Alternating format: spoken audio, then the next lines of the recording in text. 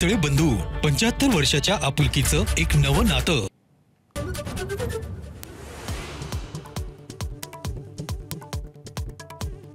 शिवरायांचा पुतळा कोसळल्याप्रकरणी पंतप्रधान नरेंद्र मोदींचा माफीनामा। शिवरायांच्या समोर नतमस्तक होऊन माफी मागतो। वाढवण बंदराच्या भूमिपूजनाच्या कार्यक्रमात मोदींचं जाहीर वक्तव्य।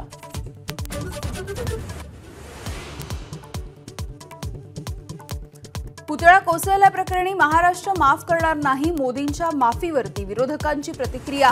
माफीला उशीर झाल्याची टीका।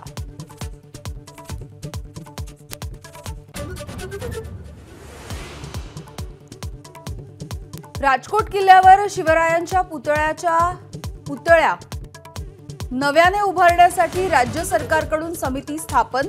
समितीमध्ये इतिहासकार जयसिंगराव पवार हे विशेष निमंत्रित सदस्य।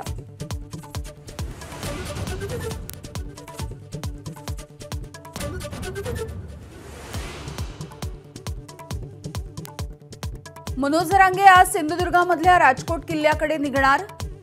उद्या राजकोट किल्ल्यावरती पोहोचून करणार पाहणी।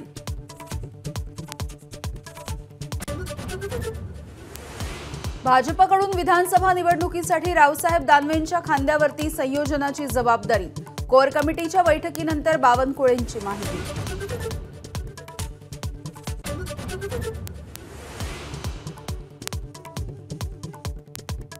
एक अधिकारी चुकला म्हणून संपूर्ण पोलीस दलाला दोष देणं योग्य नाही, तर मुंबई पोलीस महिलांवरील अत्याचाराचा तपास गांभीर्यानेच करतात। पोलीस आयुक्त विवेक फणसाळकरांचं हायकोर्टामध्ये हमीपत्र।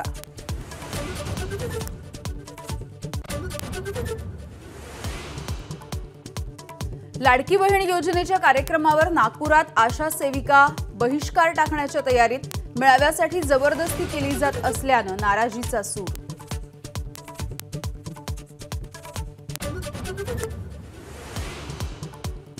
मुख्यमंत्र्यांच्या पाहणी दौऱ्याच्या नंतर मुंबई गोवा महामार्गावरील कंत्राटदारांची रस्ते दुरुस्तीसाठी तारांबळ। नागोठणे ते कोलाड परिसरामध्ये दिवस रात्र खड्डे बुजवण्याचं काम सुरू।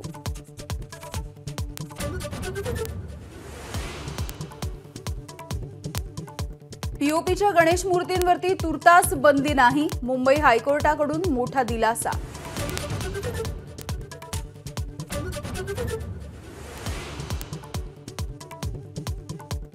पॅरिस पॅरालिम्पिकमध्ये प्रीती पालच्या रूपानं T35 100 मीटरमध्ये भारताला पहिल्यांदाच कांस्य पदक, तर 10 मीटर्स एअर रायफल प्रकारामध्ये भारताच्या मोना अग्रवालला कांस्य।